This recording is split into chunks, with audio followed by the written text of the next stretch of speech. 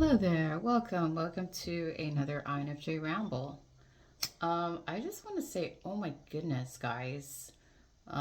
Really unexpected, but I was a little surprised that my channel actually reached 1,000 subscribers. I remember when I started my channel, I had 12 people. That was over 5 years ago.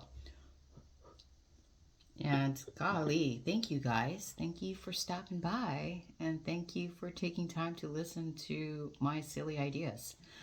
Um, you know, one of the reasons I think I might have mentioned this in a previous video, but I actually originally started my channel because I, being an INFJ and a lone wolf type, just couldn't find anyone to really talk to, you know? I think you guys understand. Like sometimes when you talk to people, either one, they can't comprehend what you're talking about because of the way your mind works, or they lack life experiences to understand you, or they're just not interested, or they're just curious because they want to, I don't know, be poking and prodding in other people's businesses.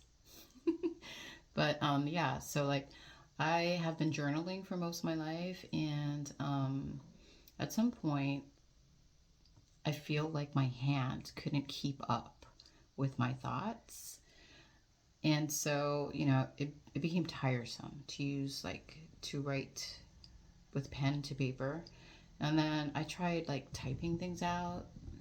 And then I went to audio, like literally just recording myself on my phone just to kind of like get it out, like journaling has been such a essential part of my, I want to say, healing process. And then I got to like just making videos and talking to myself, kind of, sort of. And if somebody was willing to like listen to me, or they could comprehend what I was saying, then I was just like, cool. It's nice to be able to actually post information and publicize it so that people who actually need the I don't know, need it, don't feel so alone, you know? And I think that's what this channel has helped me do. Not feel so alone, you know? Anyways, today's video, I don't know, I had like several topics that I wanted to touch on, and I think I'm going to start with a quote that I came across yesterday. I thought it was pretty profound and worth sharing and worth dissecting, so let's do it. I thought it was a great reminder, too, to just keep being you despite what the world, or how the world is showing up, Because I feel like if I were to be completely frank and honest, and this could be my limited perspective on things, but it just seems like there's just so much more chaos and so much more violence and so much more promiscuity going around in the world, and people are predominantly, or seem to be predominantly, functioning from a fear-based place. And that's why a lot of people have anxiety, and a lot of people are depressed, or a lot of people are frustrated or angry. I feel like pressure that is necessary to start the awakening process. Because just like a pressure cooker or a tea kettle, it's like when there's too much pressure in that pot, it'll start bubbling over and boiling out. I think that's what's happening currently on a, I guess, collective consciousness scale. It's like you need that pressure in order to push you and propel you to the next stage of evolution. And it's kind of like if you were to think of the energy centers that run through our body, from the root to the sacral and all that stuff. It's like in order for people to get to their heart chakra, in order to access the higher dimensions of themselves, they need to heal this part. And I feel like if you're not going to do it, in your time and space, you're going to get pushed, you're going to get pressured into doing that internal work in order to heal that, in order to open it, in order to get it running again, so that you can operate from your heart space. I don't know, that's just like off the top of my head. I don't know if that's actually happening, but it surely feels that way. So let's get on with this quote that I found. Excuse me if I do not read the best, but let's go. So, hurt people hurt others, but luckily, healed people heal others. Safe people shelter others. Free spirits free others. Enlightened people illuminate others. And love always wins. So shine your light of love on all who may cross your path, because what you do matters. I firmly believe in that. And I think that's why I came across that quote, and I think that's why it resonated so much with me, and that's why I was compelled to share it with you. Because despite how the world is showing up, you know, I feel like we shouldn't dim our light.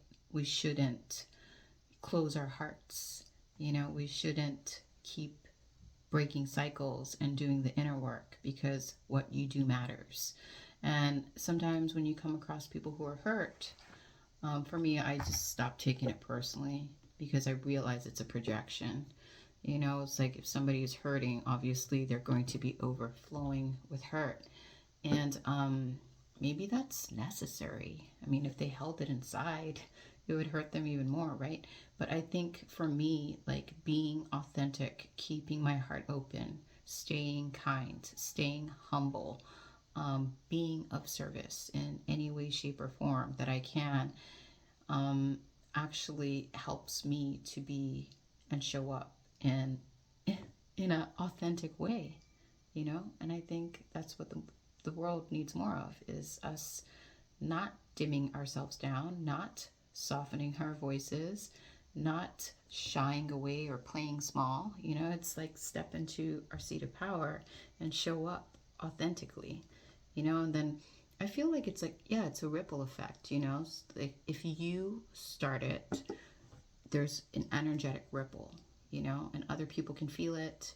Also, when you enter different environments, it almost like transforms it. And then when you are coming from a authentic place and you meet others who are being inauthentic, it's like you almost like give them the opportunity to step into their authenticity, you know. But what else was I going to say? Oh my god.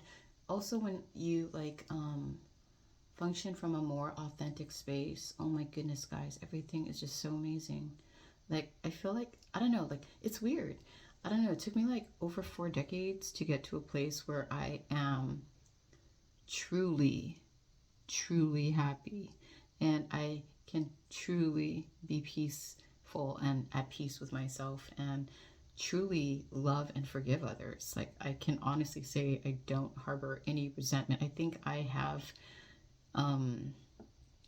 like I said, discarded a lot of like belief systems, mental constructs, identity, ego-based anythings, and I've just kind of like pulled them out of my garden and threw them to the side, you know. And it's just so liberating. It's so empowering. It's so beautiful, honestly. And then when you remove all those veils and all those weeds, you know, you can see life in a different way. And it truly is heaven on earth, you know, because you're not entertaining destructive things or thoughts or activities. You know what I mean? I don't know. I don't know if what I'm saying is making sense, but